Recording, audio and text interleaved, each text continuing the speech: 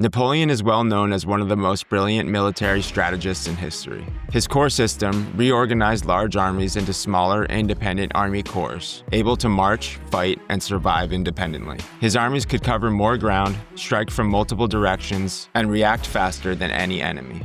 The primary objective of every Napoleonic campaign was not territory or an enemy's capital city, but the destruction of their army. To accomplish this task, Napoleon relied on three variations of offensive maneuver: the maneuver in the rear, the central position, and the flank attack. We will learn all about Napoleon's strategic military genius, his revolutionary corps d'armes system, and why it was so effective. We will discover how this system made the Grande Armée so dominant over their enemies for so many years, and learn all about the unique maneuvers, like the central position, which Napoleon devised and deployed on battlefields across Europe to take full advantage of this new system. The maneuver in the rear involved both an enveloping maneuver and a flank attack. The advance guard would pin the enemy's force while the flank corps, using either terrain or light cavalry as a screen, would move around the enemy and take up a position across his line of communications. The opposing army would then be forced to disengage and attempt to clear its line of communications against a prepared foe on a ground of their own choosing. The maneuver in the rear was designed to take full advantage of the battalion Carre and worked best when Napoleon either outnumbered or had a roughly equal number of troops as his opponent. If he was himself outnumbered, he could maintain the initiative by seizing the central position. The central position was an offensive or defensive maneuver in which Napoleon would place his advance guard and cavalry reserve between the two strong opposing forces. Once in position, they would prevent the enemy from concentrating its force. By operating on interior lines, Napoleon would then shift his corps to engage each force in turn.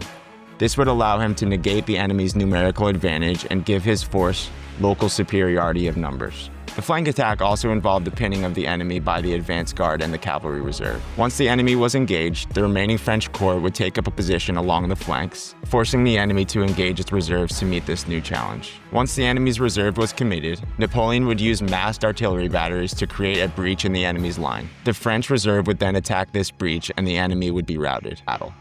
The corps d'armes became an even deadlier weapon when employed in the battalion Carre. The battalion Carre, or armed square, was a march formation in which several corps d'armes would move in a square or diamond formation with Napoleon at the center. Ideally, a corps would be no more than 1 day's march from the two nearest corps, and the front and rear corps no more than 2 or 3 days' march apart. Security and intelligence for the formation would be supplied by a cavalry screen preceding these corps. The screen would consist of units from the light cavalry divisions subordinate to each corps. This formation provided Napoleon with the flexibility and speed necessary to achieve his strategic goal, the annihilation of the opposing force. This formation's diamond shape made it possible for Napoleon to shift the army's strategic direction by simply moving the cavalry screen to face the desired point, redesignating the nearest corps as the advance guard and its reciprocal as the rear guard. This proved to be a much more effective formation than that of the Ancien Regime. An Ancien Regime army could never achieve this goal.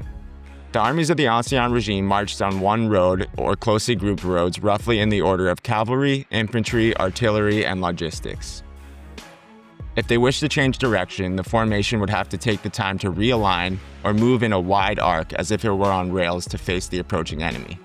If it attempted to move as the battalion Carre did, it would be in danger of engaging the enemy with only one arm of its force, placing it at a distinct disadvantage.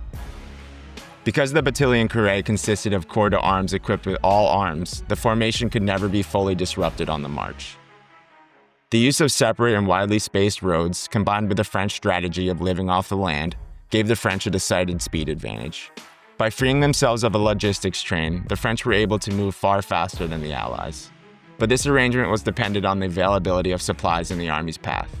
Serious problems arose when the Grande Armée moved into Poland, Spain, and Russia, where food was not as plentiful or the populace not so willing to surrender it. Both the corps d'armes and the battalion Carre would not have been as successful without Napoleon's organizational and intellectual abilities to guide them. Napoleon and his chief of staff, Marshal Berthier, were able to maintain control of an army of several 100,000 men spread across vast distances through intense preparation and Napoleon's legendary memory. Each night, Napoleon would dictate to Berthier the staff orders for each corps. Berthier and his staff would then turn Napoleon's instructions into workable, detailed orders to be distributed later that evening. In this way, Napoleon was able to keep a decentralized army under centralized control, which he felt was vital to its success. Nothing is as important in war as undivided command. For this reason, when war is carried on against a single power, there should only be one army, acting upon one base and conducted by one chief. This system proved to be highly effective, as was shown by the Grande Armée's movement in the 1805 campaign and those to follow. Napoleon seized the initiative by exploiting the speed and flexibility of the corps d'armes system and the battalion Carre. These two innovations, combined with Napoleon's organizational and intellectual abilities, gave the French an advantage that the Allies would not overcome for 7 years. A corps d'armes consisted of infantry, artillery, and cavalry in sufficient proportion to allow it to act as an independent entity. There were many advantages to this formation, as Napoleon related in a letter to Eugene Beauharnais in June 1809. Here is a general principle of war.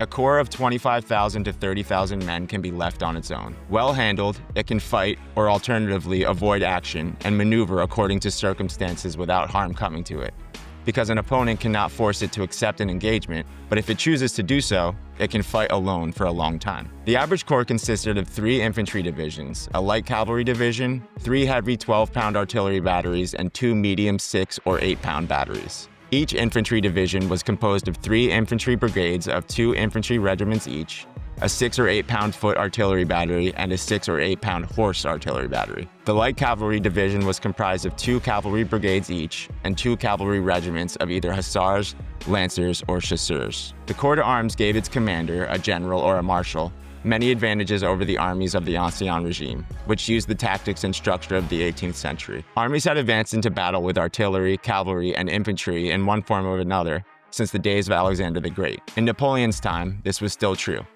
Mac's army of 70,000 men contained substantial numbers of all 3 of these arms. The difference between Napoleon's system and that of the Ancien regime lay in the subordination of these assets. When a Napoleonic corps was engaged in battle, its commander could call on heavy artillery and cavalry support without having to contact a higher echelon. An Austrian or Russian wing commander in battle would have to appeal to a higher echelon for such support, costing him time and often the battle. All 3 maneuvers demonstrate the advantages of the corps d'armes in engaging a larger foe, and the battalion Carre in allowing Napoleon to quickly concentrate his own forces at a chosen point. But all 3 maneuvers were dependent on Napoleon's ability to maneuver his corps and bring the enemy to battle. What do you think about Napoleon's military strategies, and why were they so successful? Was it the corps system that gave him the edge over his enemies by allowing divisions of his army to divide and conquer? Or was it the way he used this system and its strategic maneuvers like the battalion Carre and the central position that made the Grande Armée so dominant? If you enjoyed the journey so far, make sure to give this video a like, subscribe to our channel, and turn on your notifications. I'll see you then. I'm Connor with the Motion Visual. Vive l'Empereur. If you want to catch more videos on Napoleonic legends like this, be sure to quickly subscribe to our channel, like this video, and let us know in the comments what you want to see next. There are hundreds of similar videos in our history playlist.